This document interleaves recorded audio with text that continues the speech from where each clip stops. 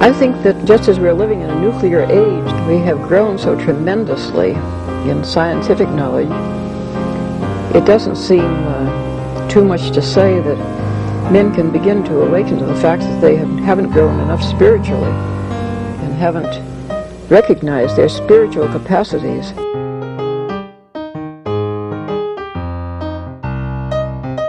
Once something like eating is death, then you've struck at the very heart of life.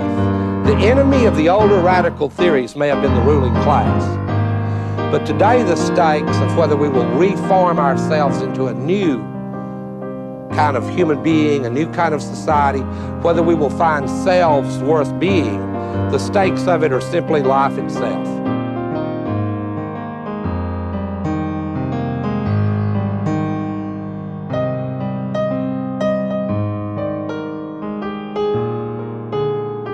Modernity has created promises that it has no ability to keep. What this means is that we're a society of disembedded individuals, stuck in the impossible situation of being alone together. And what was understood as emancipation has proved to be a form of isolation. It is important to understand that what I am telling you is not simply a cultural history. It's a description of the story that shapes every single person that you know. This is why there is a rise in mental illness. It's absolutely concurrent with the disembedding of the individual, because individuals can't constitute themselves by the very nature of the case. Subjectivity cannot sustain its own weight. We need others to tell us. But we've been given an ethical mandate by the Enlightenment that tells us that that's immoral, that nobody should constrain us. Well, welcome back to another episode of Dustbowl Diatribes. We're honored to have on Dr. Benjamin Peters, the author of Called to be Saints, a book on Father John Hugo's retreats in the early days of the Catholic worker movement and its continuing relevance for our times.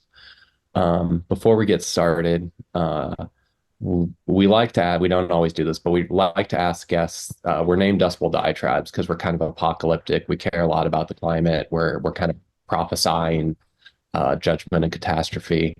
Do you have a diatribe, Dr. Peters, that you would like to share about what's wrong with the world, or what's right with the world? That's a good place to start. Well, you know, I think there's a lot out there about what's wrong with the world, and so I think maybe it's good every now and then, and maybe this just reflects the fact that I'm hitting middle age and I have 4 kids, and I'm trying to say they can't all be bad, right? There's got to be something hopeful, and so I just read this. Let's see if I can find it. I just read this great book. It came out, I think, about 10 years ago now. I don't know if you guys have ever heard of this. Rebecca, I think her name is Solnit, Solnit. But the book is called Paradise Built in Hell. And it's stories of, she's a journalist, but she does a lot in this area. I guess there's an academic area of disaster studies, but of how do people react in apocalyptic situations, like in floods or fires or natural disasters. Where the assumption is always, you know, it becomes kind of Lord of the Flies, everyone for themselves, zombie apocalypse, you know, all those TV shows that we watch so often where like the zombie characters become the least threatening. It's the other human beings that become the biggest threats. And so what she sort of shows is that what academics in this sort of disaster training have learned over the years is that that's typically not how people react when sort of the kind of veneer of civil society breaks down. That actually mutual aid is sort of one of our almost inherent human instincts, that people care for one another. And actually the opening story, and this brings us to kind of our conversation here, the opening story she uses is Dorothy's description of the earthquake in San Francisco and the long loneliness, and how, you know, Dorothy talks about, you know, there was this devastation, people were without houses, there wasn't places to go, but nobody told people to do this, but they just gathered what they had and went to the parks and shared food and shared resources. And so this author of this book kind of goes through various examples from 9/11 to in other countries and places, and showing where that, you know, that's the recorded history, that's where the evidence shows of that people aren't just in it for themselves, or every person for themselves in this kind of apocalyptic way, but rather that there's almost like an instinct to want to care for one another. And so after reading that, it's kind of given me some hope because I think so, especially as we barrel towards the 2024 election in November, you just think the whole society is about to break down, and whoever gets elected, half the country is going to be mad at the other half. But what she kind of gave me hope in is that that's not kind of our natural inclination. Our natural inclination is to care for one another and is to take care of one another. And I think that's very much a kind of a Peter and Dorothy sense of building a society where it's easier for people to be good. So that'll be my plug for some optimism is that I think and now I think this author actually has a podcast where she continues making this argument and showing, not in a kind of Pollyannish way, but in a very sort of real evidence-based way, that this is what happens when people are faced with a kind of a breakdown of society, that it doesn't mean that people turn into kind of savages. So that'll be my opening line there. So that's your anti-diatribe. That's my anti-diatribe, that there is hope to get up in the morning and keep going on. So cool. Paradise and Built in Hell, by the way, is the name of the book. Okay. All right. So what if we transition to, can you tell us a bit of the background of Father John Hugo and the retreat movement that he led? Sure. I'll start by saying that the book was something that I finished in 2016. So other than being on a previous podcast a couple months ago, I haven't really thought a lot about John Hugo in a while. I've been working on another book about a guy named Gordon Zahn, who I'd be happy to talk about. He's kind of important figure in the U.S. Catholic peace movement, and also kind of a friend of Dorothy Day's. But so I may pass over some stuff. So if there's things that you want me to talk about, please just bring me back. But so kind of the story of John Hugo was, he was a priest from Pittsburgh who just kind of missed his annual priest retreat that year, and so was sent up to Montreal. There was a Jesuit priest retreats up in Montreal, and he goes up there and he encounters this Jesuit named Onesimus Latour, who gives a retreat, and Hugo kind of says, almost like in a fall in Damascus, the scale fell from his eyes, and he started seeing everything differently, and so he takes on this retreat and really kind of embraces it, starts giving it in English. The retreat that Latour was given in French, he gives it in English in the United States, and eventually Dorothy Day is told, because she's had some experiences with this Latour retreat from other people. Pacifique Roy, who was a Josephite, had been hanging out in the Catholic Worker and talking a little bit about it, also knew Latour. But he kind of guides Dorothy to Hugo, and she makes her first Hugo retreat and kind of has a similar experience where really just thinks this is the greatest thing in the world. I think kind of the way she tells the story is, since she had converted to Catholicism, hadn't really found a real theological kind of juice to get her excited, and it was encountering that in the retreat that other people have kind of referred to it almost like her second conversion. And she thinks this is great. She thinks all of the Catholic worker movement should also make retreats. She starts bringing the New York Catholic workers to Hugo retreats, and develops this real relationship with him. This, by the way, is all happening during the build up to World War II, which is kind of a significant moment in the history of the Catholic worker movement, where Dorothy kind of makes the clear pacifist stand that the Catholic worker will be pacifist, and then a lot of, as you probably know, a lot of the Catholic worker houses then leave, and a lot of papers close, and subscriptions to the New York paper drop, and so it's sort of a very painful time. But I think what the Hugo retreat gives Dorothy is a way of thinking about that loss in terms of kind of a supernatural ethic, right? And that's what she sees pacifism as. And so she and Hugo begins to write a lot about kind of conscientious objection and pacifism too. He's one of the few U.S. Catholic priests who very publicly supports U.S. Catholic conscientious objectors during World War II. And so kind of, and then Dorothy even brings Hugo to the farm in New York and tries to get him to kind of make that a base of operations.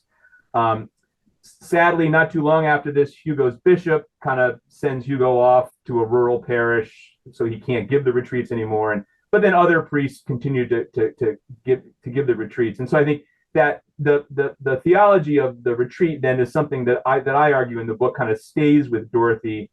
I think you can see it very clearly as sort of the organizing principle of the long loneliness. I think she kind of writes the book with the Hugo or with the Locatour or the retreat the theology kind of in mind. But yeah, so that's kind of the basic I guess history of the relationship between Hugo and Dorothy and why we're even talking about this now. I think if Dorothy had never encountered John Hugo, I don't know if any of us would still even remember him or care about the retreat. But I think because of Dorothy's embrace of it, because she mentions it in The Long Loneliness, I think it kind of carries on. And that's obviously what kind of made me interested in spending time with the retreat and learning more about it. Because it was always one of those things, learning as an undergraduate in grad school about the Catholic worker, you always heard of this figure of John Hugo, but there was never a lot of, well, what actually was going on in this, and not everybody in the Catholic worker liked John Hugo, and not everybody in the Catholic worker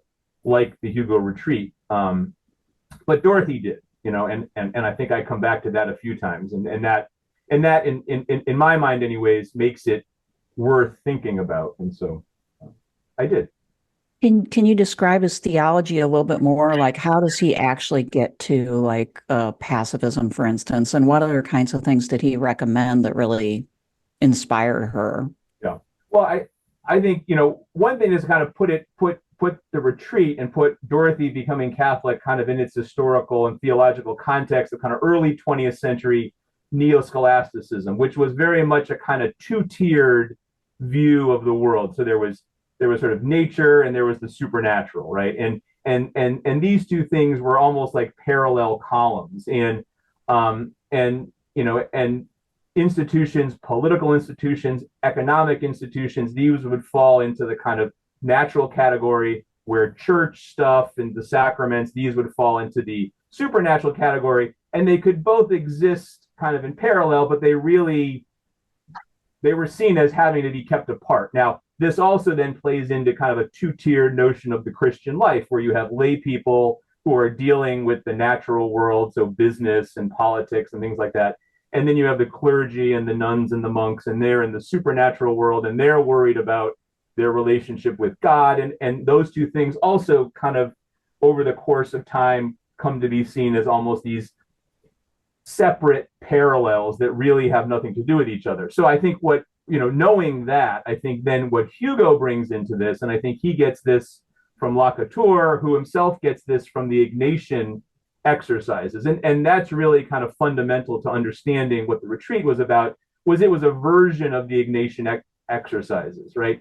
And I think so what he gets from Ignatius is a more, and I think he would want to say that this was a more traditional Christian and Catholic understanding. This two-tiered understanding is something that kind of gets brought in around the Reformation. But if you were to kind of go, to thinking of Christian theology or Catholic theology prior to the Reformation, it was much more of what they would see as kind of almost a three-tier is maybe the best way to explain it, where you have sin on the one hand, and you have nature, and then you have the supernatural.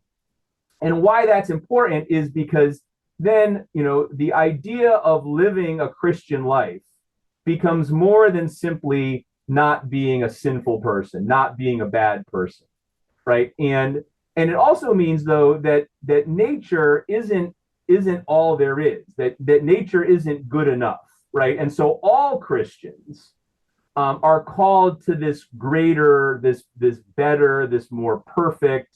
Hugo uses terms like the Jesus way, or like that this is the higher way. And so everybody, both laity and clergy, are kind of called to live this supernatural life.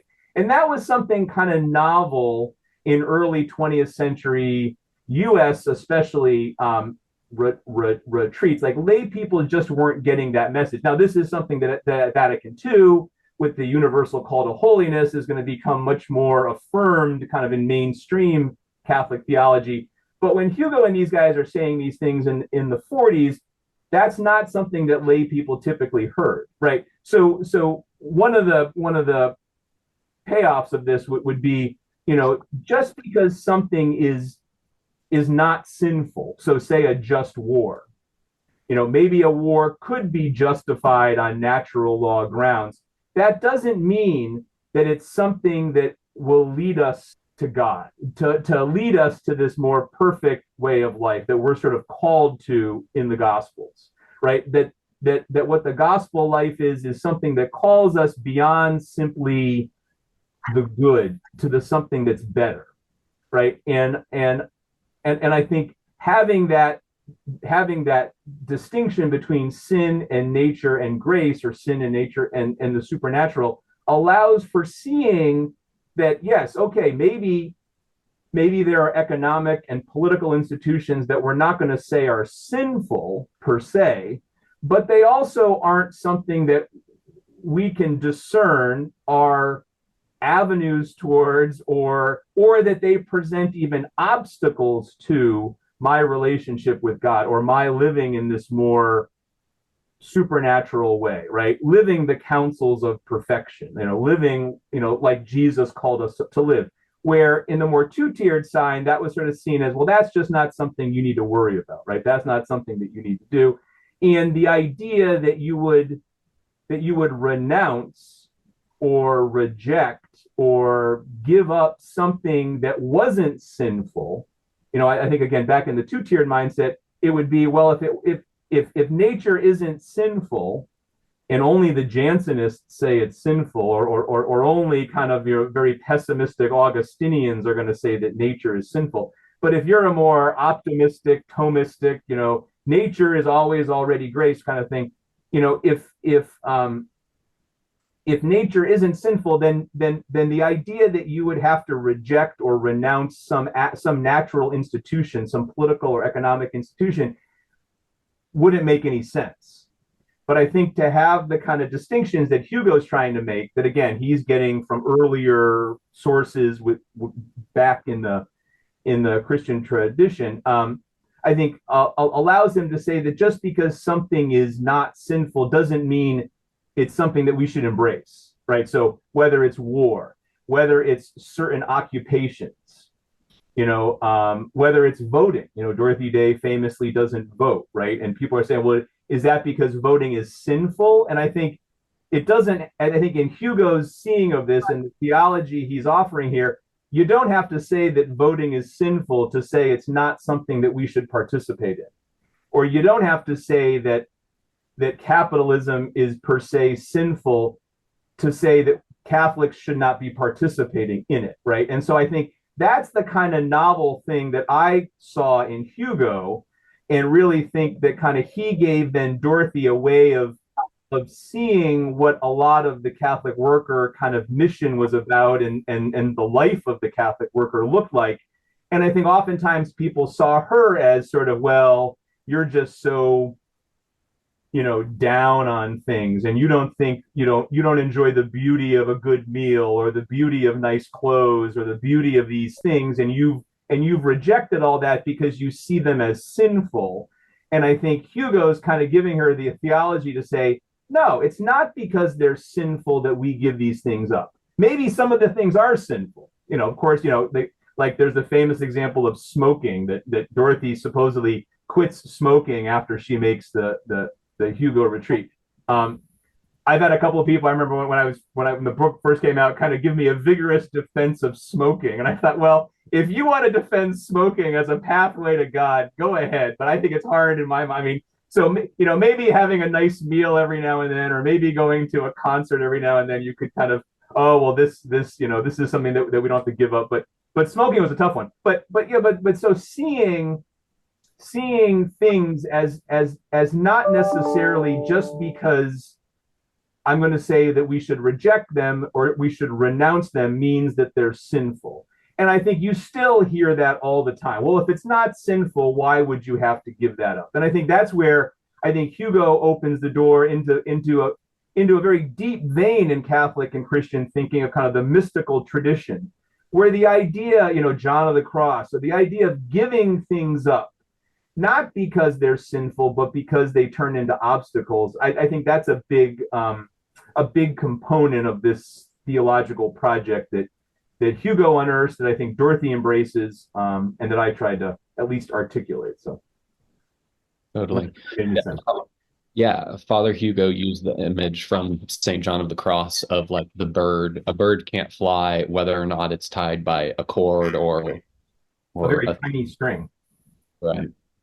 Well, to me, there were several like majorly interesting things in this book, but one of them is what you unearth is that this isn't just like a around World War II theological dispute. Like you kind of ground the retreat in, you call it Ignatian radicalism. And you cite, I think his name's John O'Malley, definitely O'Malley, and Avery Dulles, and then kind of concurring with you that you can trace a kind of genealogy from like Loyola to Balthazar Alvarez to Lalemant. I'm probably butchering names. Basically, there's a whole like minoritarian, more mystical strain of Jesuitism that leads to Father Hugo, and a more, well, I'm into neo-Thomism, but more intellectual strain that has always been more hegemonic, or at least was until Vatican II. I guess could you expand? Do you have anything else to say about that?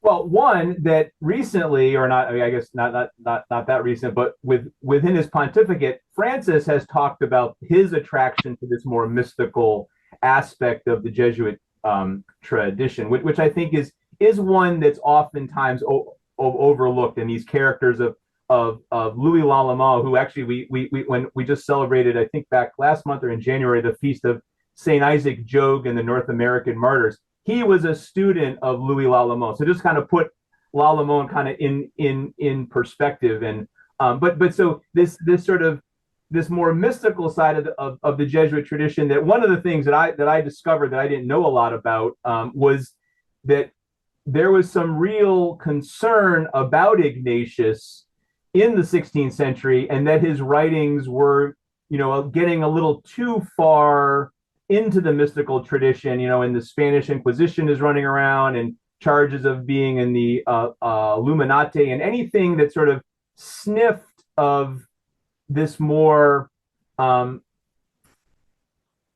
guess, mystical branch, right? And there are some other figures that I kind of have in there. John of the Cross, obviously, Teresa of Avila. These are all figures that there was this little window of time where they were writing, but already, that Ignatius was imprisoned a few times for his writings, and so the Jesuits had to really be careful. And so I think what you were talking about is there was an article, I think, by Avery Dulles that talked about these two strands within the Ignatian tradition of those Jesuits that focus on discernment of spirits, and that's this more mystical side, and then those Jesuits that took more of Ignatius's emphasis on working within the church, right? And that's that more, they become the more kind of neo-scholastic, two-tiered kind of branch of the Jesuits, and that's the version that wins out, because the other version is seen with suspicion. Again, if you put in the context of the Protestant Reformation and kind of what's going on in Catholicism, and the fear of a kind of a more mystical side of these writings, they sort of do that out of what they see as out of necessity. But this other branch always exists, and I think that's kind of what I tried to highlight too. And I think what O'Malley and what Dulles do a great job is saying, that while it's quiet and while it's not the main branch, it's certainly not the version of Ignatius that Jesuit scholastics are taught in formation houses over the years. It still exists quietly, like so many of the religious communities, whether it's the Franciscans or whether it's the Dominicans. There's the kind of mainstream version of the founder and how he fits in, but then there are always these little streams and brooks of other sources of ways of thinking about things that exist and kind of get carried on. Maybe not the most dominant voices within the order. But anyways, all of that to say that was certainly where these more mystical Jesuits are. And then how Hugo and Lacouture kind of come to read them and find them, right, is something of a mystical story itself, but then can kind of bring that in. And I think Hugo finds these sources, and where he actually finds the sources and who tells who about what sources. There's some dispute over that, but I think he finds this. One of the things that I think is interesting about this, and one of the things I tried to mention in the book, is he's doing that kind of returning to these somewhat forgotten sources within the Catholic Christian tradition. He's doing that in his sort of pushing back against neo-scholasticism at almost the exact same time that the more famous kind of ressourcement movement within Catholicism is really hitting its zenith in France and in Europe, with figures like de Lubac and Congar and Rahner, where they're also kind of in a similar way, although I found absolutely no evidence that Hugo ever heard of de Lubac or these guys, although Dorothy certainly read de Lubac, and she talks about Henri de Lubac a lot. So she may have mentioned it to him, but that they were doing a similar thing of going back into the sources, right? Not just simply saying, well, what do the Thomists say in their commentaries on Thomas, right? But going back, what were Thomas's sources, and what were the sources, since Thomas, and looking for places within the sort of deep and broad tradition to help them. And I found that very interesting too. I tried to be careful not to say that John Hugo was sort of an American Henri de Lubac, but I do think there was a similarity there that's worth giving him some credit for. That he was making this historical attempt to kind of go back to the sources, to return to the sources, ressourcement.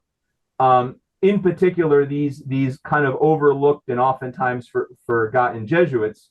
That even he'd say even the Jesuits have kind of overlooked, right? And here he is a diocesan priest who's kind of pulling this stuff out, and is something that then now even the Pope's talking about these Jesuits. So again, like that, Hugo's a little bit ahead of the time here, both in the kind of universal call to holiness, but also in pointing to this. But just the fact that he's doing it at the exact same time that these other folks are doing the same kind of work in Europe, I found that to be very interesting as well. And the fact that they're both doing it, pushing up against this broader kind of neo-scholasticism, I also found worth noting, and I think important to recognize for Hugo. So. Well, and it is remarkable and kind of ballsy on his part that you just have this diocesan priest in Pennsylvania who's arguing with, you have a whole chapter on like the high level theologians at the Catholic University of America who were writing against him. And he's like citing Aquinas to kind of refute the interpretation they're embedded in. Yeah. Yeah. And of course, the fascinating part of that is, who's ever heard of Joseph Clifford Fenton today? But we're talking about John Hugo. Yeah, but you're right. Francis Cannell, Joseph Clifford Fenton, these were about as big and important figures in Catholic theology in the United States as you could get at the time. And Hugo isn't even an academic. He's sort of a guy who's working at a parish, kind of doing this on the side. And the fact that they even cared enough to write about him, I think says something. But also, now they're completely lost. And just so it gives a sense of where of how like the idea of what's at the center and what's on the fringes has sort of shifted, and now what was on the fringes is now more in the center, and what was at the center is now completely lost. Right there's the famous Michael Harrington quote of, he's at a dinner party with William F. Buckley in the 80s, and he says, when the history of U.S. Catholicism is written, there's going to be a whole chapter on Dorothy Day, and Francis Spellman will be a footnote, and that seemed outrageous at the time, but now Yeah, who talks about Francis Spellman anymore? But there's whole, we have whole podcasts about Dorothy Day.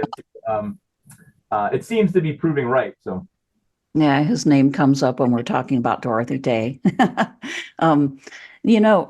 just want to ask a question about like the problem of scrupulosity and Puritanism in the context of what he was teaching, because I think that's that's a danger, I guess, of the kind of push towards holiness that he was encouraging. That it's not that maybe he was moving into that zone, but people who follow those kinds of ideas do sometimes have a tendency to move into that zone, which then can cause more, social problems, personal problems.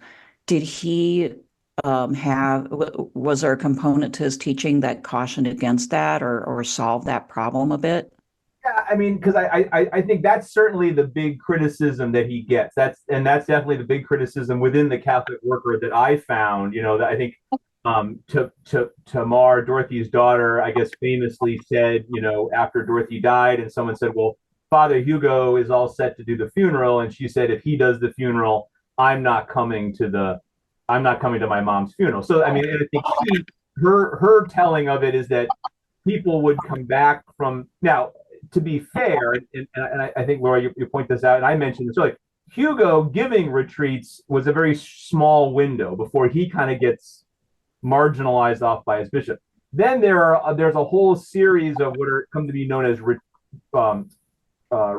retreat priests who give versions of what they see as and so there's already kind of a translation of a translation of a translation. So what those folks were getting, but then also what people were taking away from those retreats. And I think that sense of being overly scrupulous, the term that gets thrown around a lot is perfectionist, right? That they were seen as perfectionists, that they were somehow seen as, that this desire to follow the counsels of perfection was not something that lay people needed to do and needed to be so scrupulous over.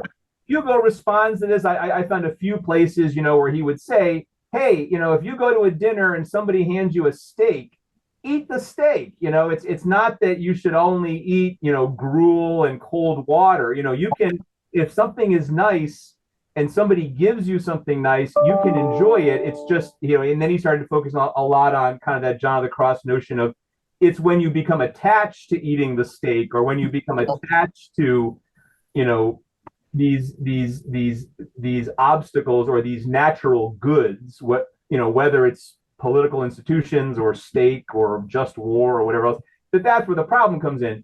But, I think he's trying to get people, I guess, what I sort of saw him doing in the end was trying to provide lay people, and there's not many other priests or anybody doing this at the time, to try to provide lay people with kind of a pastoral tool for how do I discern daily life in America, right? How do I what I encounter, whether it's, the food I'm buying or the kind of house I live in or the kind of job I have or my relationship with my kids or, whether or not I have a 401k, all of those kinds of day-to-day minutia and questions that people have, Catholics in the modern world have, to give them a kind of a tool for discerning.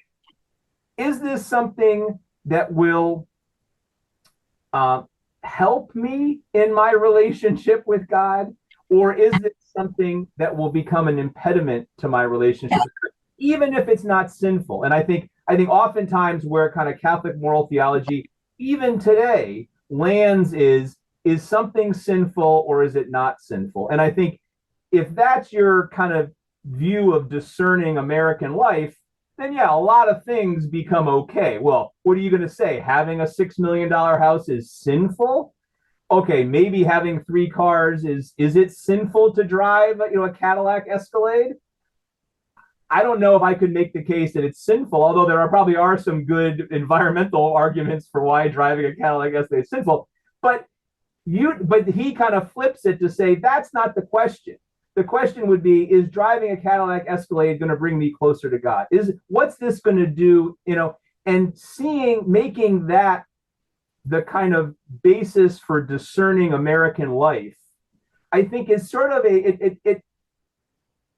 I was telling my students the other day, we were talking about something, and they don't remember this, but maybe you guys remember this. But there used to be those paintings at the mall that would be just a bunch of dots, and it would just look like dots. But they'd say, but if you cross your eyes, all of a sudden a sailboat would sort of pop up, right? And you can sort of see the same exact thing, but you start to see things differently. And I think the Hugo retreat gives a kind of the people who really embraced it, like Dorothy, they really do talk about it as giving them this ability to see things in a new way, right? That suddenly it's not a question of, is this simply good or bad? But that's not the choice. The choice is between, is it good or is there something more? Which is, but by the way, kind of the central question of The Long Loneliness. Like, so much of her story about leaving Forrester and entering the church, she's telling in terms of that it wasn't a sense of my life was awful, I was this terrible person, and then I found Jesus and everything was suddenly wonderful again. It was she talked about her friends on the left, the old left, and Forrester. She describes them as the two great loves of her life, and this is 25 years after she's converted to Catholicism, right? She still refers to these, to her common law marriage and to her Marxist and communist friends as the two great loves of her life. And yet they were something that she felt like had become an obstacle in this more, so it's this, like, I guess to kind of get back to your question, Laurie, I'm always a little bit, I always wonder, while I do think people can get puritanical and people can get overly scrupulous, I sometimes wonder if that's something that we just use as an excuse for why we don't even bother to go down ask these kinds of questions, because we say, well, that's just going to lead me to becoming a perfectionist, or that's going to lead me to becoming this, and so I'll just settle into where I am. Interestingly, there were some pretty substantial figures besides Dorothy that I kind of found. Eugene McCarthy, right, the guy who runs for president in 1968, he was very much a kind of a disciple of this Hugo vision of things, and he and his wife Abigail were living in this very simple life when he was teaching up at St. John's. J.F. Powers, who wins the National Book Award in 1950, he's a big kind of proponent of this. Now they both kind of get dismissed also as perfectionists, and there's other kind of terms that people use. I tried to draw kind of a genealogy between using the term Jansenist to using the term Augustinian to today we use the term sectarian. They all are kind of used in a similar way, basically to say these are people that we don't need to take serious because they're too rigorous, or they're too perfectionist, or they're too pessimistic. So that's a long answer to I do think Hugo was aware of this. Maybe he could have been more aware of it. I do think a lot of the stereotypes about the retreat, though, come from either other priests besides Hugo, or from people who leave the retreat and then tell everybody what it was about, and maybe there was some miscommunication there. Because the people who actually took the retreat with Hugo, there does seem to be a kind of a profound experience that they've had, and that was certainly the case with Dorothy, and that was something that I remember kind of working through all this material and starting to question, should I even be spending my time on John Hugo, because there was a lot of criticism of him as this rigorist and as this perfectionist, and I kept coming back to, yeah, but Dorothy thought this was important, right? And I think Dorothy is important, and if she thought this was important, then I'm going to keep plowing through all this stuff and have faith that it is important. And so, Yeah, and while you were talking about that, I kept thinking about how, like in Father Hugo's back and forth with the establishment, he accused them of having a quote unquote pious naturalism and a sin mentality. And specifically, it's that sin mentality that I think, depending the way Father Hugo talked about it, was like, well, when you have the sin mentality, you just think there's basically like a grace nature and there's sin. As long as we're not sinning, then everything's okay. And then from that perspective, the critique of if you're trying to do more than that, either A, trying to do more than that is basically implicitly sinful, Mhm. or you're trying to do the impossible. You're trying to live a kind of grace-filled life, and let's be real, we're sinful. Yeah. And so you're just subject to constant frustration. And, and then that leads to charges of perfectionism or rigorism or all this kind of stuff. And again, not to say that there weren't people who I think even Hugo could be annoying. I think part of the reason why he does kind of get shut down by his bishop is there's a number of complaints by his fellow priests. And I think a lot of it is, and I think I have a great quote there somewhere in the book about how Hugo kind of says, all my opponents are talking about this nature and grace stuff, where really what they're mad about is I said that they shouldn't have preperendials, at night before dinner, which is a great kind of clerical term of basically cocktail hour before every meal, and he went into describing what priest retreats were like and the lavishness of the food, and it was at a country club, and the image that was always in my mind, because I think the movie came out as I was writing this, was in the movie version anyways of Doubt.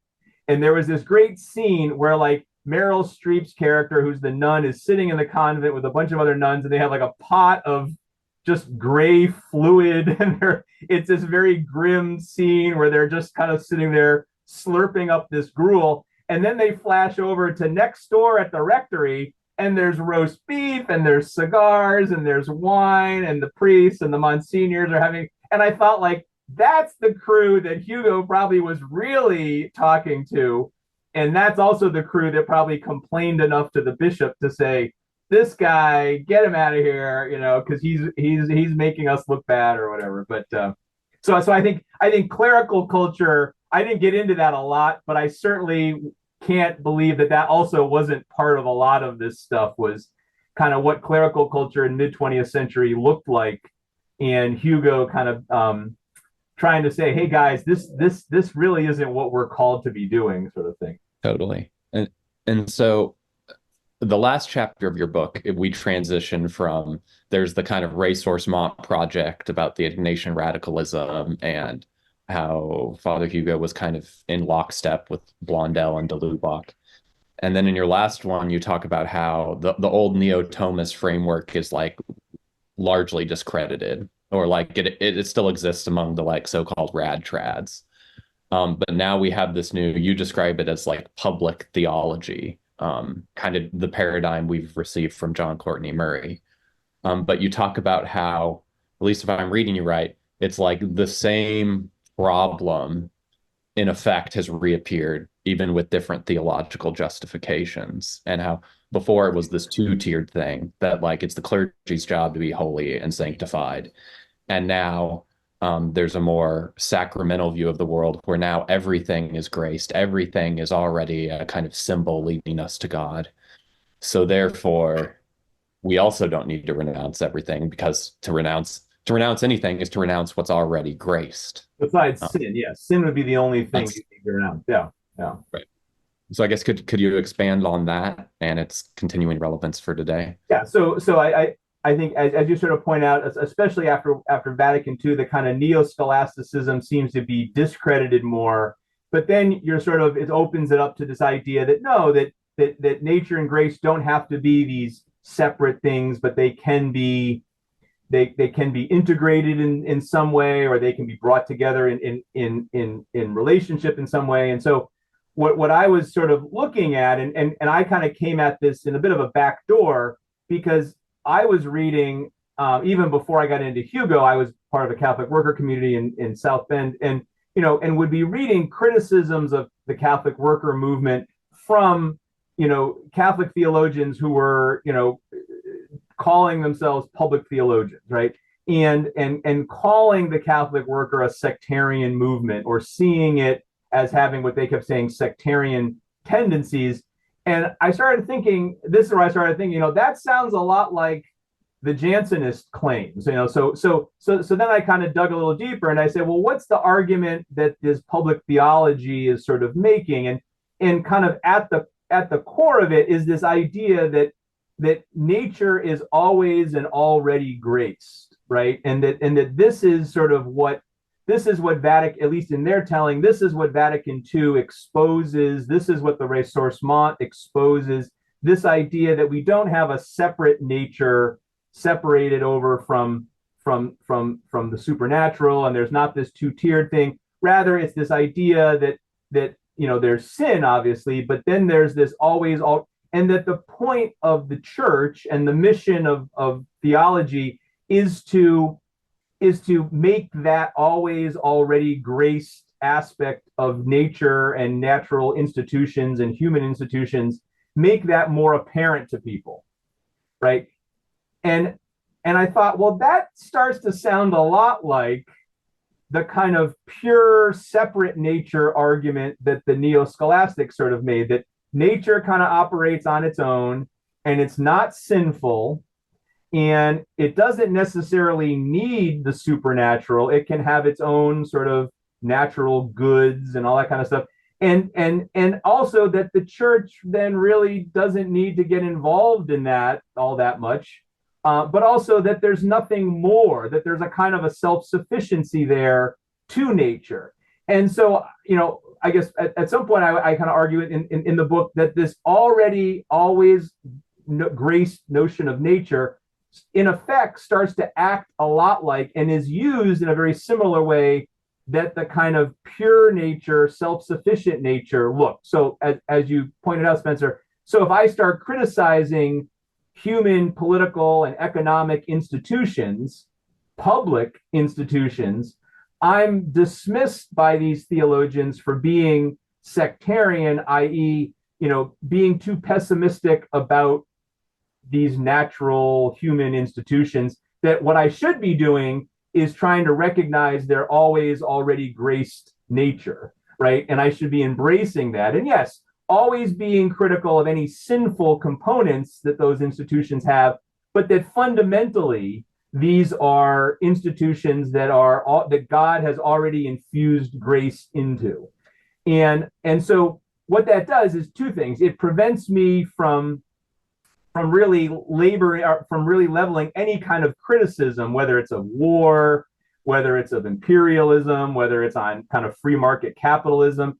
It prevents me from doing that without being dismissed as a sectarian, or if it was 75 years ago, I'd be dismissed as a Jansenist.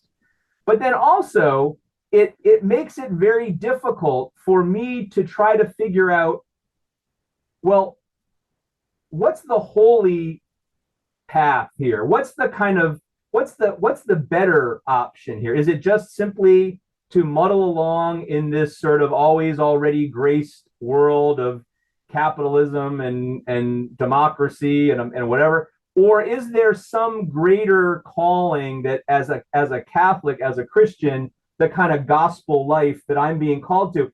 And that always already grace makes that discernment that much more difficult, I think.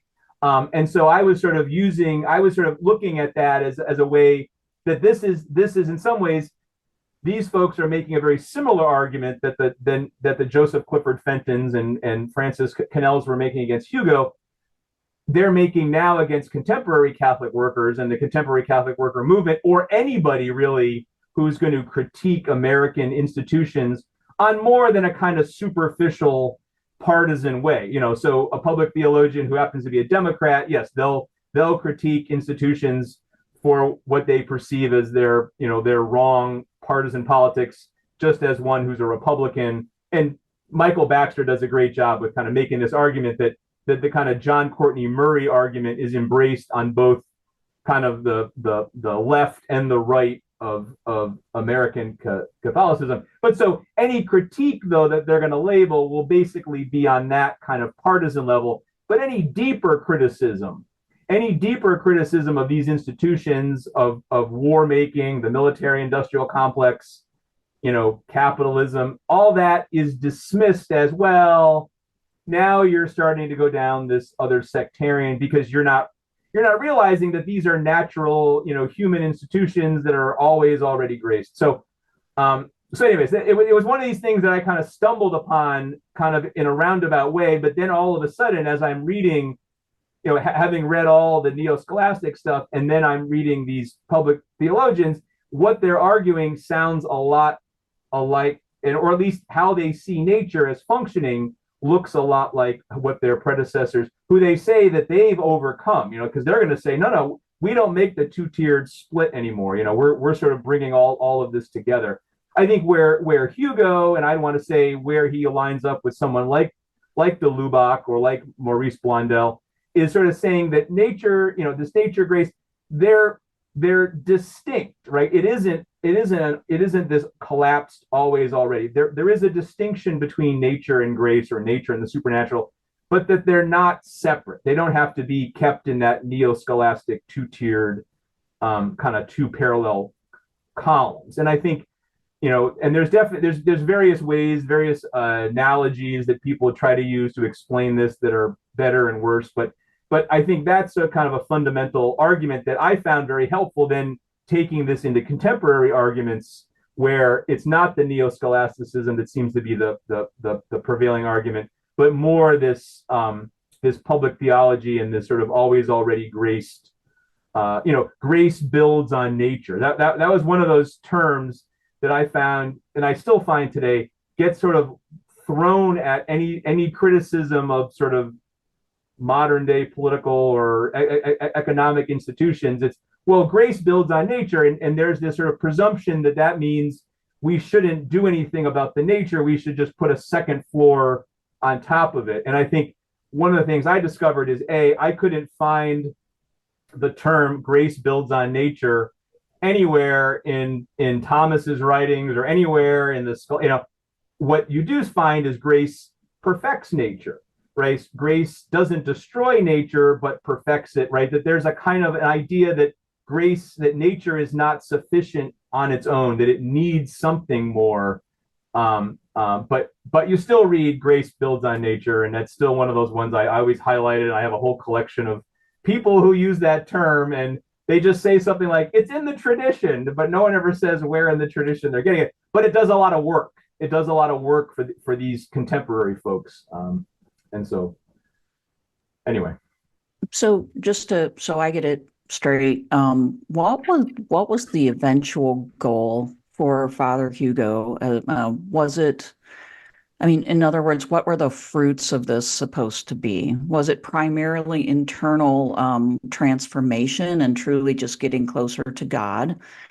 Was it more like externally directed, as in like the works of mercy, which kind of is my way of asking, like, for him, would the works of mercy be more to bring us closer to God, or to actually change the material circumstances of poor people, for instance?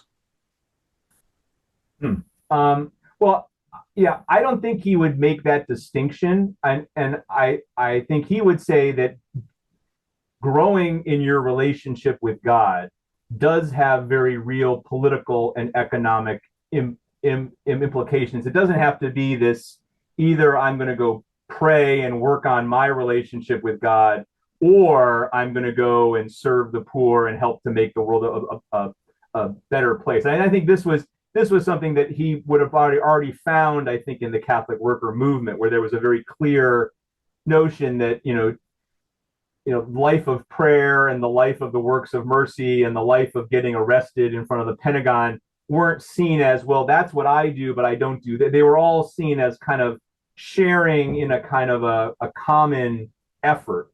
And so I think he would, my sense is, that, and especially, and this becomes really clear with his opposition to the war, is that he would see that, kind of that old joke, if someone throws a war and nobody shows up, can you still fight the war? So if people are discerning in this way, if people are are renouncing certain aspects of contemporary American life. And then on the flip side, embracing other aspects of American life or doing other things, that is going to have social and political and economic, just like people being conscientious objectors to war is, maybe not in the immediate, but eventually is going to start to have an effect on the ability of nation states to fight wars. I think though, what when you ask that, Laurie, what it made me think about is I remember reading, I forget who was it that told me, actually, it might have been Mike Baxter again, that sort of that within the contemporary Catholic worker movement, he almost sees sort of two poles, and one is kind of the John Hugo pole, and on the other hand, he sees a kind of Eamon Hennessy pole, and that sort of you could kind of trace Catholic worker houses as leaning in one direction or the other, and that's, I think, too bad, because it wasn't necessarily that they were operating in different things, but that a more John Hugo side was this more kind of, taking very seriously the more spiritual and mystical components of the works of mercy, and why ultimately you were doing the works of mercy, that this was another thing that brought you closer to God. Where the Eamon Hennessy side has that more kind of social justice leaning attitude towards it, and I think stereotypically in a lot of people's minds is less concerned with the more Catholic or spiritual components of what maybe Hugo was talking about. And I think, and there's always going to be a little bit of that in any kind of movement, that there's sort of these two strands. And I think the Catholic worker today, we could even, you could identify houses that lean more in one or the other. I think there's always going to be a sense of, I think Dorothy was good in keeping kind of a hold of both of those strands. I mean, she obviously, nobody was going to question her commitment to changing the social order, and no one is going to question her commitment to kind of developing her relationship with God and seeing that as the primary reason for what she was doing. So I think she's always a great person to kind of have as your sort of, guiding light in all of this. But I think sometimes that's something that, would also maybe be kind of tossed out at a Hugo as well. He was more into this sort of personal spirituality and not as much into the social justice kind of side. And I don't know if that's a fair critique of his. I think he would want to say that our relationship with God is ultimately the source of our commitment to social justice, and that sort of a social justice without a deeper commitment to God is going to end up pittering out or turning into something else. Well, and how it seems to me like a through thread in both what you were saying about Hugo and Day, and like the disputes between like the Neo-Thomists and the ressourcement and now the public theologians, is that what do we do? Like, life is complicated, whether we're talking about supernatural realities or just natural realities. Life is complicated, and it's hard to like integrate it all and hold it together. And do you think it takes an extraordinary person like Day to hold together the Orthodox Catholicism and the anarchism? Or why do you think it's so hard? If I knew that, I could no. It is hard, and I mean, now the best line I ever heard about Dorothy was that Dorothy wasn't an extraordinary person. Dorothy didn't do extraordinary things. She just did ordinary things an extraordinarily long time, right? And 50 years kind of a thing. And I think there's something to that of and this goes back to the works of mercy. Kind of, I think in Dorothy's mind, that kind of little way, which very much kind of the little way of to raise Lazou, she writes a book about her, right? I think that very much kind of fits into this this retreat theology of kind of trying to discern God and where God is calling you at every moment. They're within that Jesuit mystical tradition. De Caussade has the book, The Sacrament of the Present Moment, right?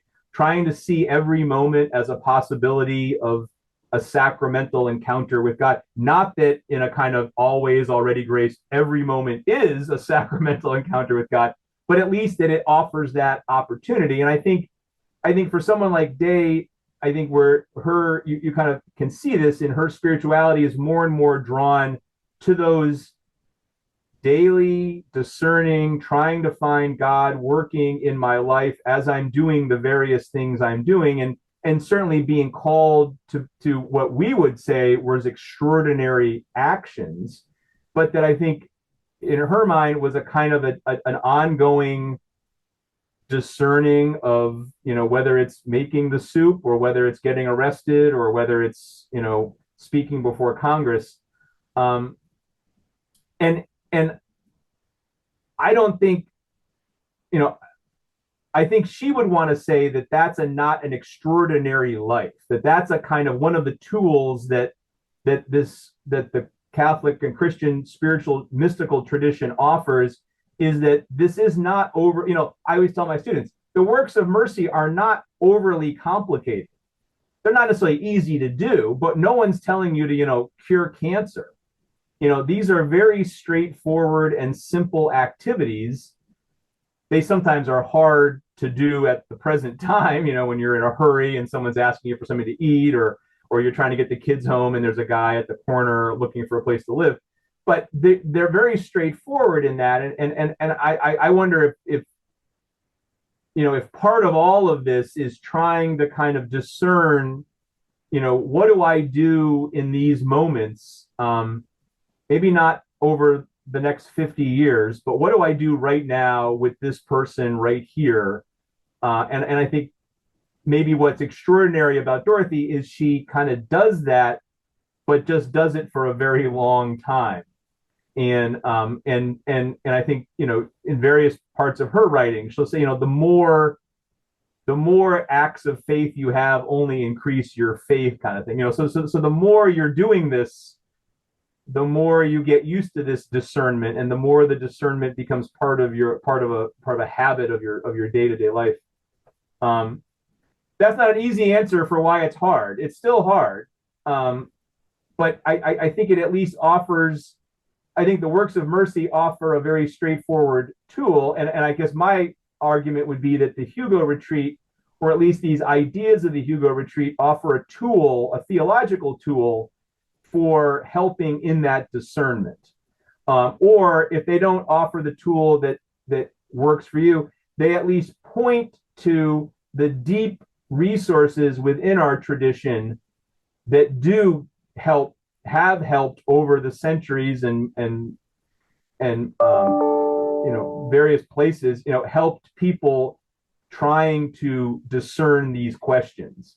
Not always lay people, and I think that's something that maybe is novel about this, and is something that it's important for us to keep pushing at, that this is something that now lay people are also should be using. And just because I have kids, or just because I have a job, doesn't get me out, isn't an excuse for me then not to do these things, where I think that's typically a kind of well, you have so much to worry about, you don't need to be worrying about this other stuff.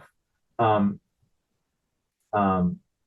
yeah, I don't know if that's, it's hard. And this is something that I struggle with. My wife and I struggle with all the time. And, we used to be much more active in the Catholic worker community. And now, now we're at soccer practice, and, and it's very easy to slide into these other things. And you find yourself suddenly asking, what am I doing here, kind of thing. And so. Which surely that's part of the utility of, whether it's the two-tiered account that says the works of mercy are the nuns and the monks' jobs, or the public theology, like, no, that's the job of the welfare state or the market or whatever. It's like, I'm too tired, I'm overburdened, I can't even. And just don't be a bad person. I'm not being a bad person, so I'm okay. Aren't we basically more or less good? Yeah. That's the whole, yeah. Jeff Bezos isn't so bad. Driving an Escalade isn't so. Why I keep focusing on Cadillac Escalades, I'm not quite sure, but I'd be remiss if I didn't ask what Maurin's connection, in other words, like Maurin catechized Day, kind of famously, I think that's fair to say, and really taught her about Catholic social teaching.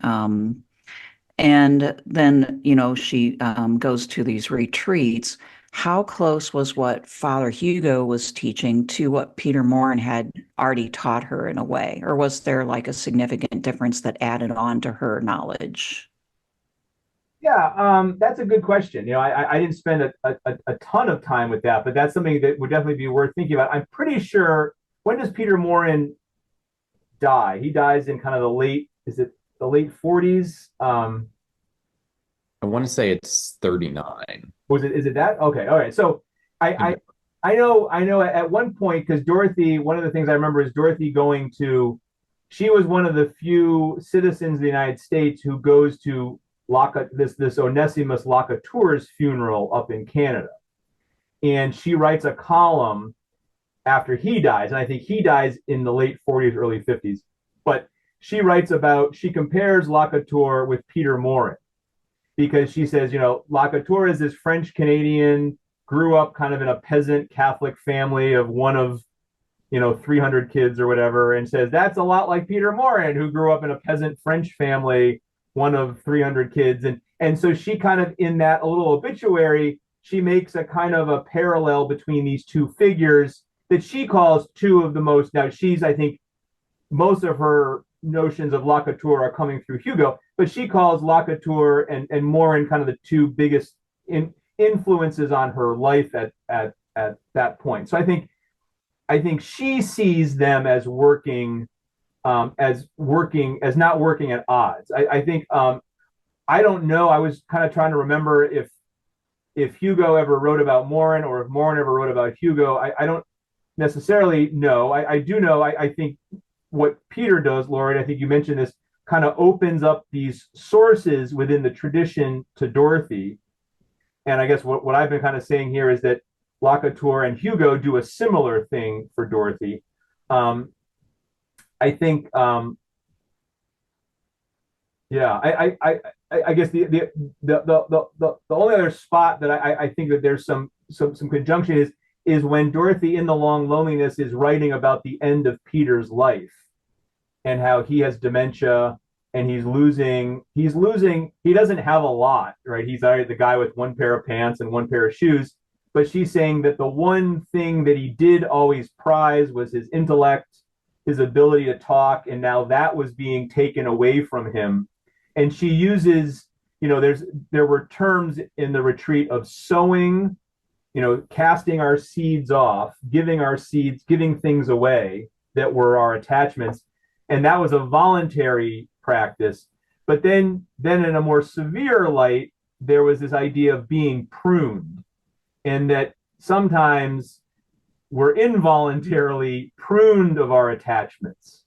And that this is also something that Hugo says has a long tradition within Catholicism of seeing suffering then as perhaps having a purpose, right? But anyways, all that to say, she's sort of describing the end of Peter's life in the language of the retreat.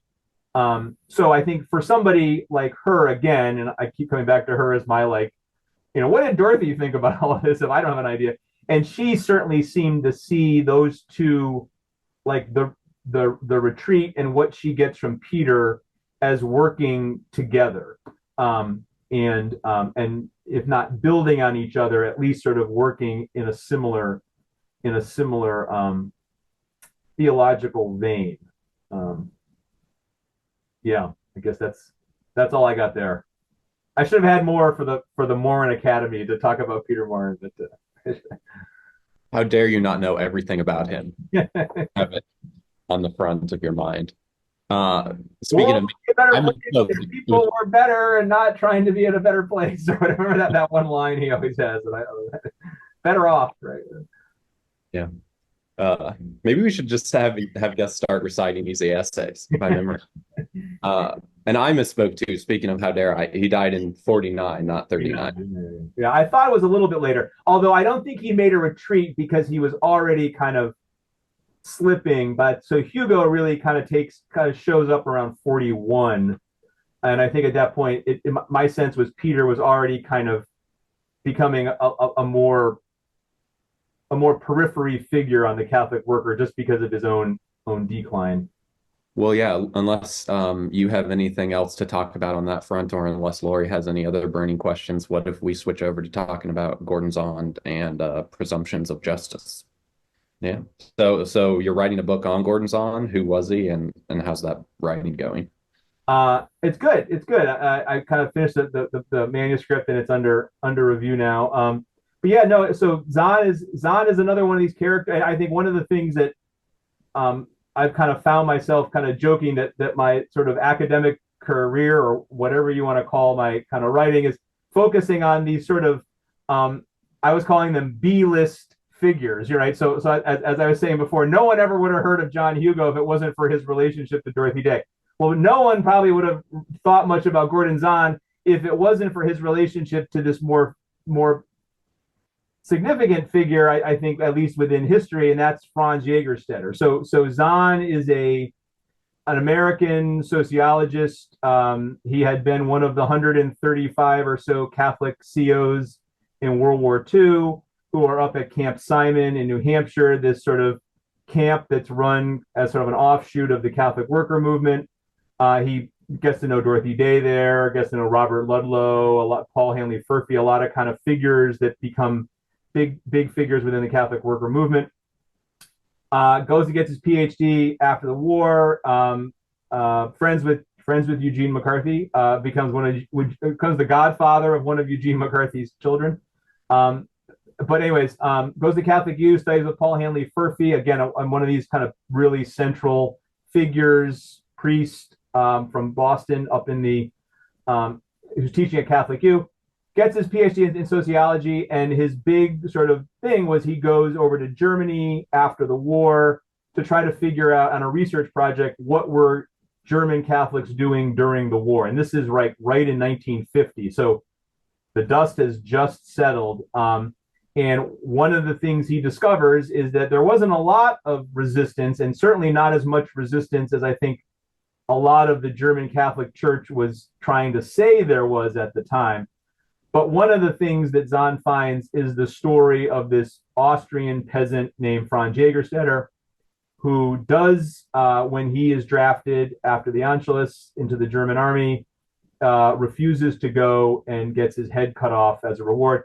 This Jägerstätter is married. Jägerstätter has children, right?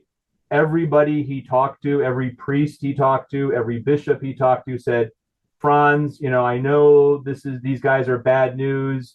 I know you believe the war is unjust, but you just got to go fight in it. It's not your job to, in this kind of two-tiered, it's not your job to worry about, whether you just go do it. You give them the presumption of justice that they're right.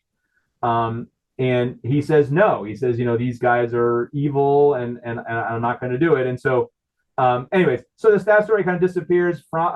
Gordon unearths this story, comes back, eventually writes a book that comes out right in 1964, right in the middle, just after the Gulf of Tonkin resolution has passed and Johnson's ramping up the draft. And a lot of Catholics are starting to wonder, is this a just war or not? Should I even if it is a just war, should I even fight in it? And this Jägerstätter book comes out right at the time when, Catholics are still being told. Gordon was told when he went up to the draft board that a Catholic could not be a conscientious objector, right? That was something that Amish people did or Quakers did, but Catholics had the just war theory.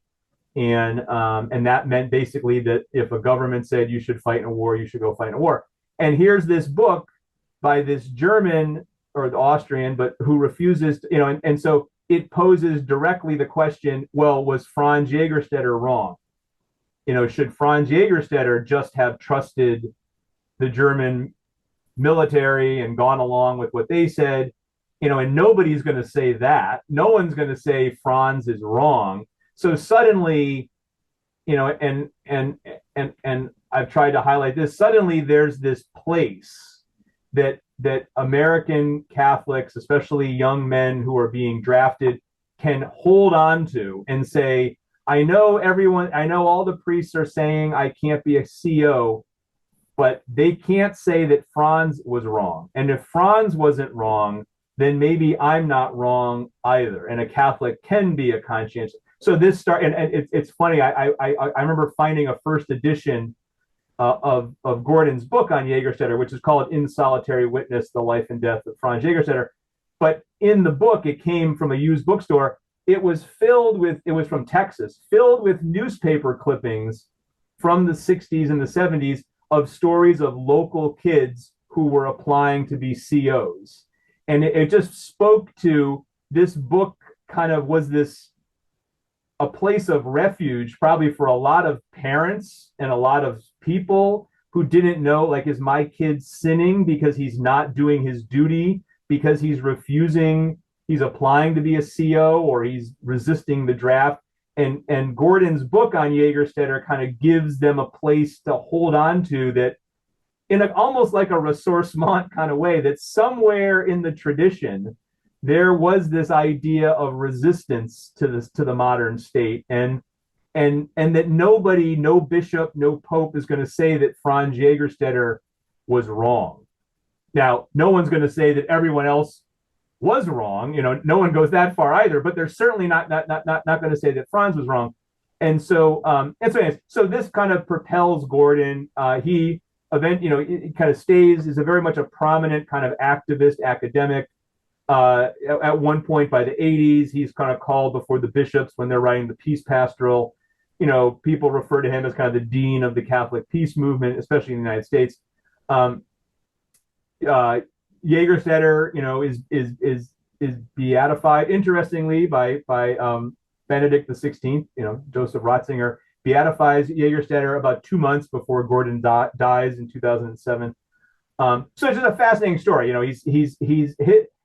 My argument is that his story, his life, kind of tracks the development of Catholic teaching on war and conscientious objection in the 20th century. So Gordon's born 1918, just as World War I is really ramping up. There were 4 known Catholic conscientious objectors in the United States during World War I, Ben Salmon being the most famous. He's one of 135 in World War II. By the time he gets to Vietnam, there are thousands. And then by the time you get to 1983 and the challenge of peace, the bishops are writing that there are 2 traditions within Catholic teaching on war: pacifism and the just war theory.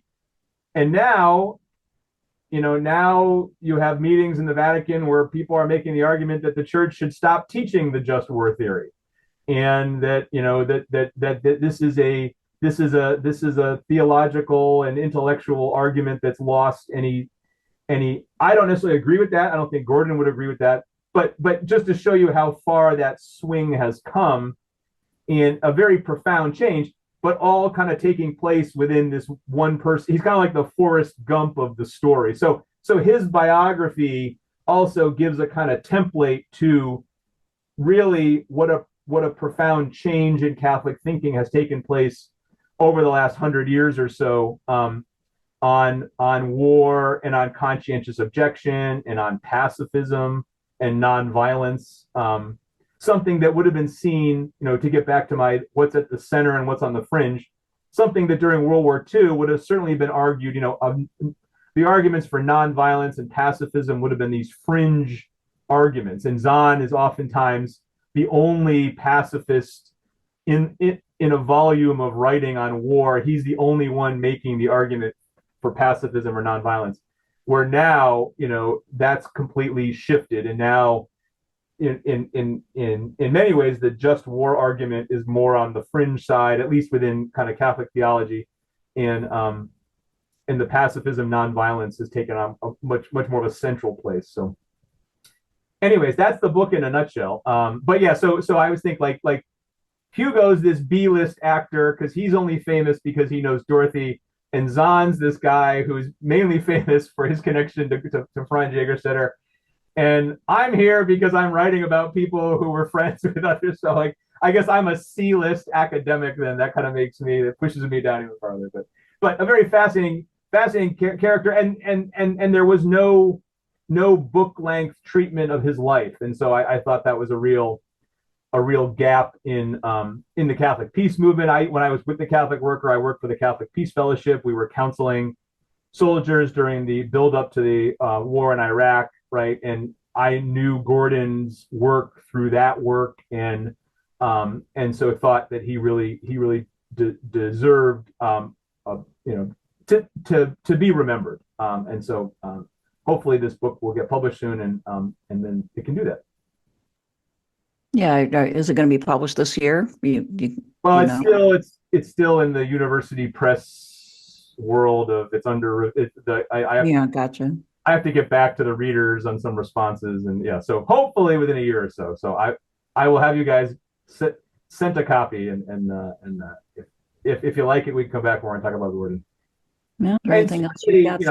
I think another thing that I like about Gordon and fits in with Hugo is, and this is something that is kind of a bit of a larger picture, is that what both Hugo and Zahn and Dorothy offer, and I'm getting this argument again from other places, specifically a guy named Mike Baxter, right, who talks about that there's a kind of an Americanist telling of American Catholicism, which is kind of the Murray story, right? That Catholics, that Catholicism in America have always been in tandem, even if Catholics didn't realize it, or even if Protestant Americans didn't realize it.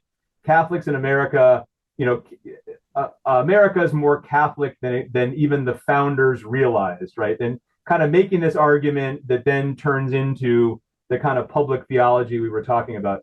And that's certainly the dominant story that you get when you hear the story of America. It's the immigrant Catholics coming to America, learning to be better Americans, sending their kids to fight and die in American wars, getting the president to be a Catholic president. That's the ultimate success was JFK's election. This proved that we can fit in, and now we have to do all the things that it means, like sacrificing your kids, and Notre Dame has a giant ROTC program, all that kind of stuff. But then there's always been, kind of like the mystical Jesuits, there's always been this other current in American Catholicism that he calls the more kind of Catholic radical tradition, that certainly Dorothy and Peter are a part of. But outside of Dorothy and Peter, there's not a lot of other figures that kind of jump to mind. And I think one of the things that I've been trying to do with Hugo and now with Zahn is to try to highlight that there always have been these other characters who have been much more critical of the United States, and much more critical of the United States relationship to Catholicism and Catholics' relationships to the United States. And they're oftentimes dismissed and marginalized as sectarians and Jansenists and Augustinians and all those terms that we've been throwing around. But they've always been there, and they continue to be there, and they continue to be making this sort of, in some ways, kind of the counter argument to the Murrayite Americanist kind of argument. And so I guess that's the other kind of thing that I see. What I'm doing is trying to at least highlight some other figures, point out these other figures that fit into this other tradition, this other narrative that I think as American Catholics we don't always hear. I think it's much more that God, country, Notre Dame kind of rhetoric is much more present in American Catholicism. So thanks for giving me a platform to spout on about. For sure. Well, how about for a final question? If you'll humor, part of what we also try and do in the show is like imagine how things could be different. So if you'll humor a fantasy, what if somehow or other this podcast goes viral, your book gets endorsed by everybody, the New Yorker's writing a profile on you, and this kind of Catholic radical, and not just you, but Michael Baxter and us and whoever, this takes off and we're the new normal in American Catholicism. What do you think could plausibly happen if people's mind frames were turned around from, instead of presuming that whatever the U.S. military-industrial complex decides to do with its bombs is just, if we presume the opposite, and instead of presuming that like capitalism can keep expanding forever, we presume that we need to build local, we need to go somewhat back to the land. Yeah. At least some of us do. Could you just kind of imagine what the future you would like to live in would be like? Yeah, I mean, I think, start so and I think what you're kind of saying, and what you opened the thing with Gordon Zahn, is starting with a presumption of injustice. I think if the starting point, if the question, so think of Hugo, if the question is not, is this sinful, but rather, is this an obstacle in my relationship with God, right? If that's the first question you ask when you encounter some aspect of daily life. So if the question that Catholics begin to argue is looking at something and saying, I don't know if I should participate in this unless it can be proven to me that it is something that is at least just, if not a pathway to God, then what you would get, and I kind of get this from Gordon, then you kind of get, I think what you would get is little pockets, more and more, what he would kind of call, and what I would kind of call, kind of pockets of resistance to, and I think this is where my hope would be, that a Catholic parishes could function in these terms, right? And this is why I think Peter Maurin thought every Catholic parish should have a Catholic worker house connected to it. Because if the parish model they're already there. You don't have to like build anything. It already has the kind of infrastructure set up all over the country.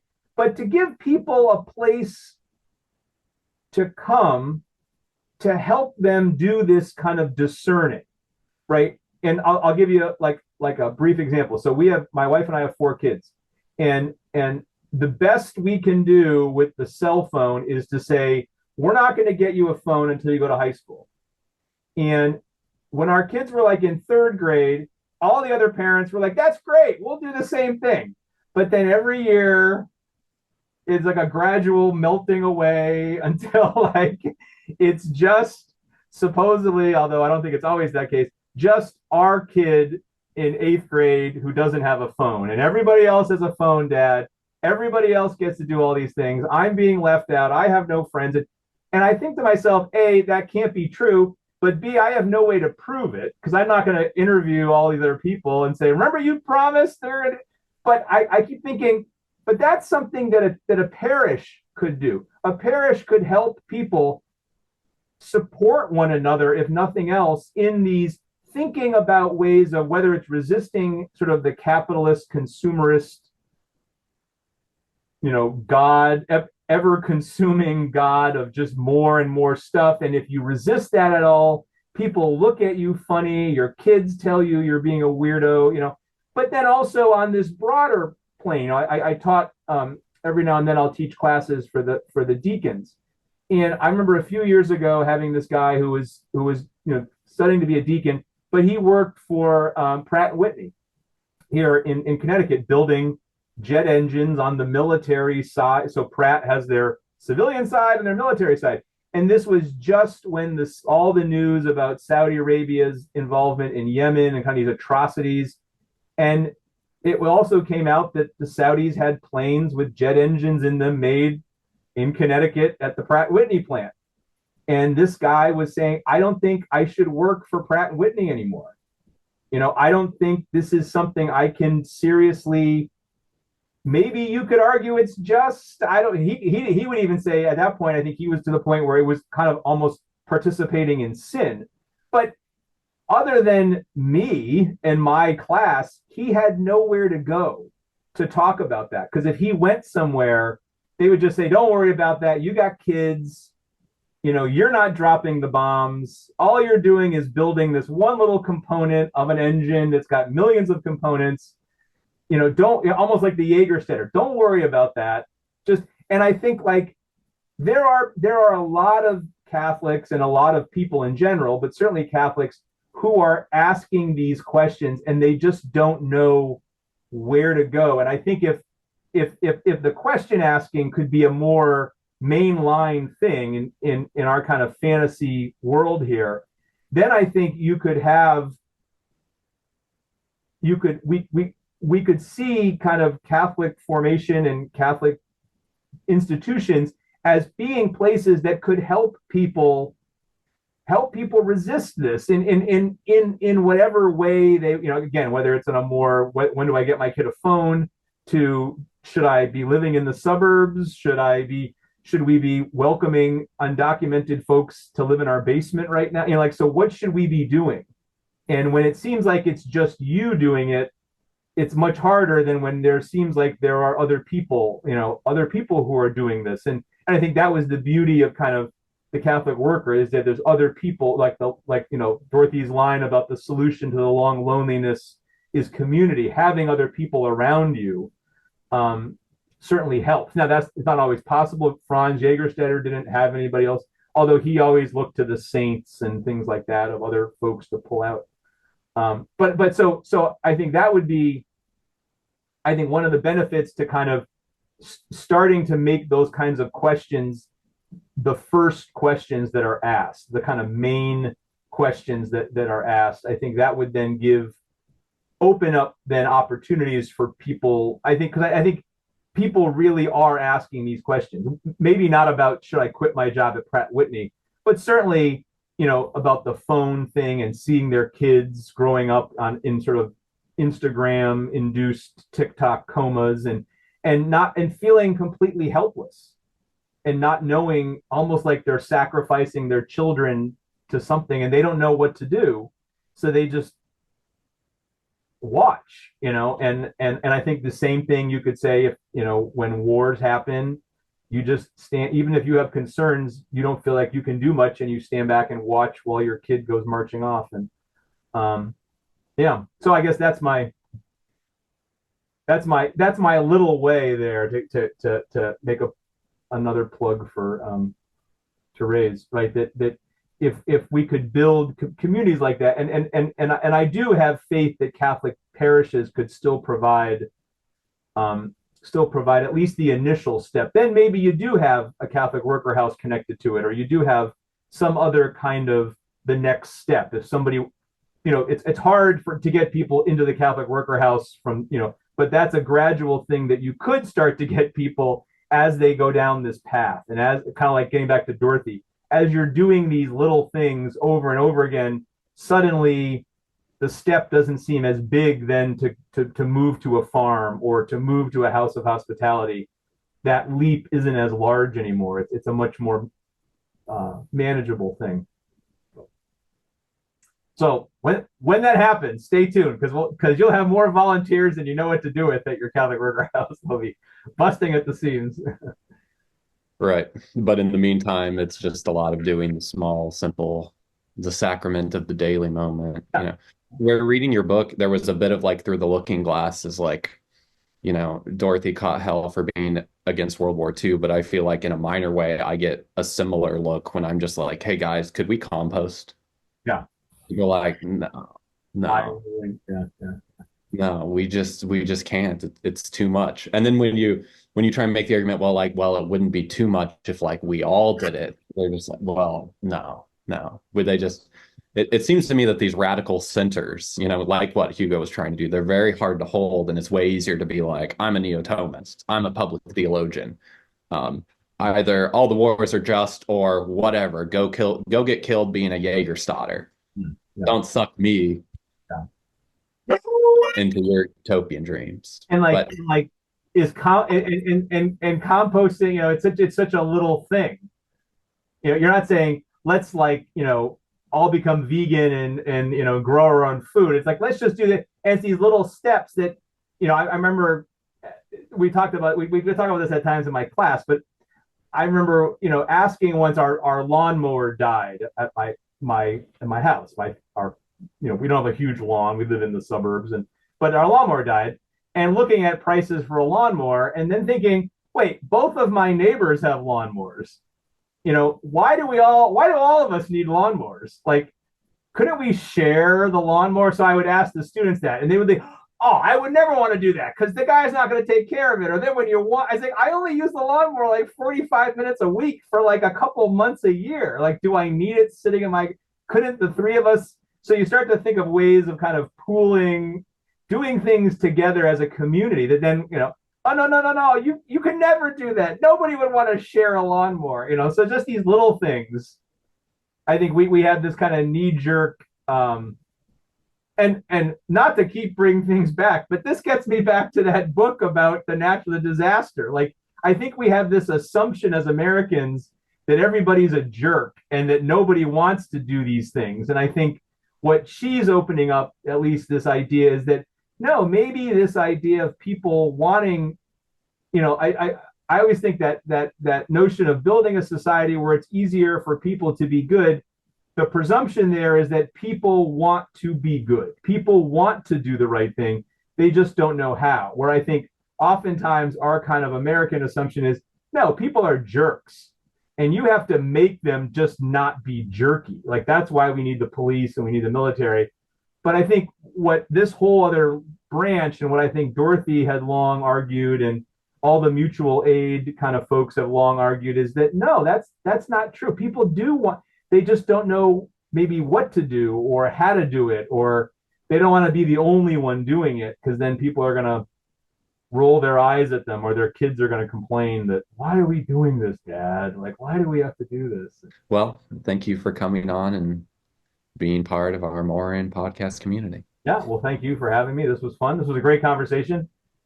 Makes me think I need to go do something now. I need to go and like do something little, but do a lot of it. So. Yeah, thanks. It was great. And we hope to have you back when you get your book published. Sure. All right.